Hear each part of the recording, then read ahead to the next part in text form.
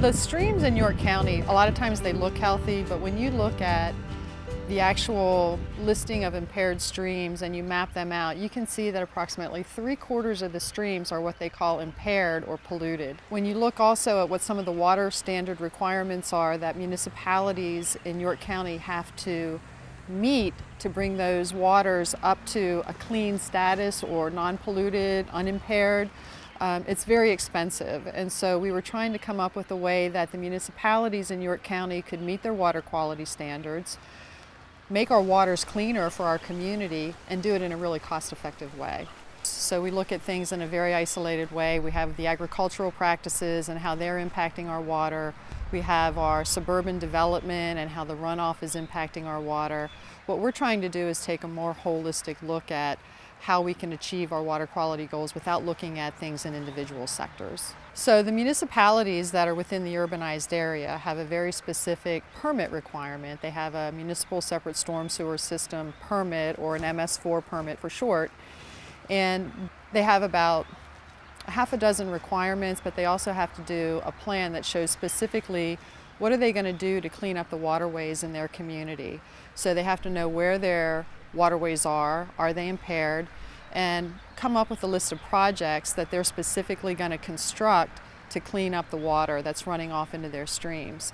And when you look at that on an individual municipal basis, that becomes very costly, and it's oftentimes not the smartest approach because you're looking at streams based on municipal boundaries instead of on watershed boundaries. So with the municipalities collaborating on the regional plan, it allows us to look at the whole watershed in its entirety, and instead of looking at where should the projects occur based on who has the funding and who has the land availability, you can look at it from the top of the watershed down to make sure that the improvements that you make with with a BMP are actually going to be sustainable over the life of the project.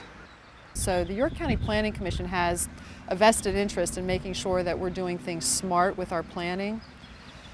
We also then talked to our municipalities and said, you have a permit requirement, and that permit requirement is going to be based on your municipal boundaries. And we're finding that we're spending money over and over again to address these issues, but we're not making the progress that we really need to make on meeting our water quality standards. We think there's a smarter way.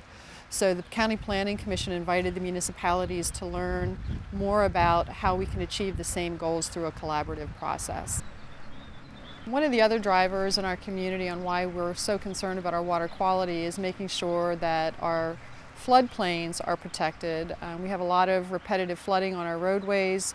When we do our hazard mitigation planning in the community, we always seem to identify flooding as one of the top 2 or 3 hazards that our community is facing. In order to fund the projects that are identified in the pollutant reduction plan, we had to come up with a funding mechanism. The municipalities were very interested in finding a funding mechanism that would be fair and transparent.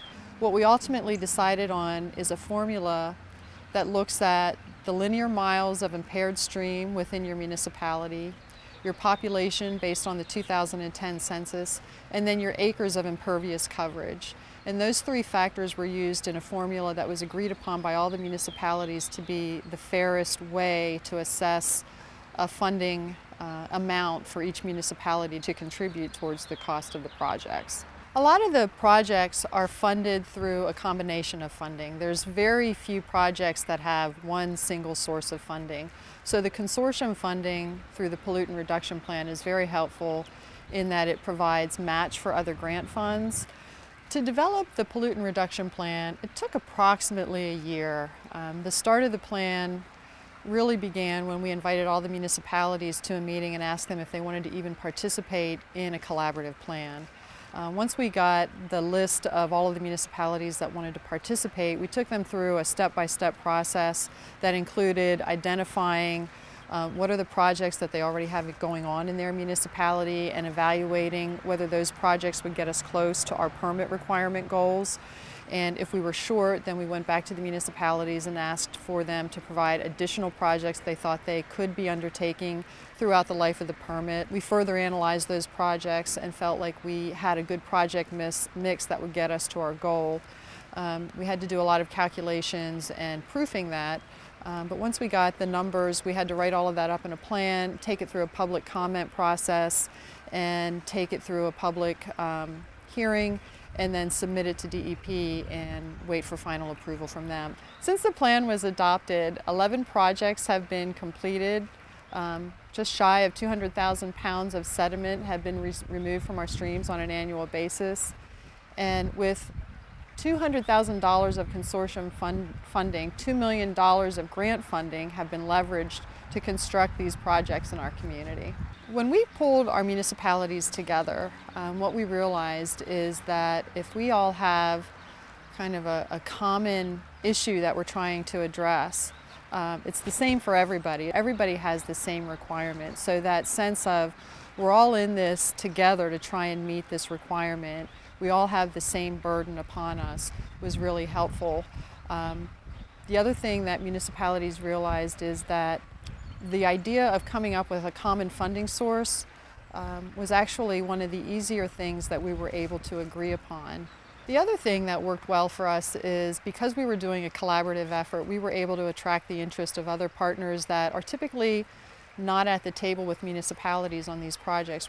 It was almost like they saw the municipalities partnering and they wanted to be on the team. Even though they weren't a municipality, they said, hey, we have a permit, we have water quality requirements, and we think we can get some benefits for you and with you.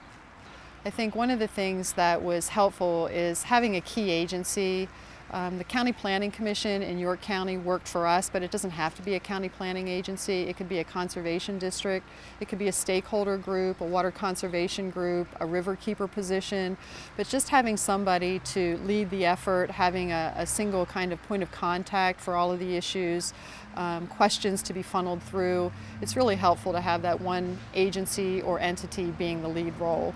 So if there's a number of municipalities in Pennsylvania that are thinking about doing a collaborative effort, realize that it takes a lot of patience, persistence, and you also are going to need professional technical assistance to get you to the finish line.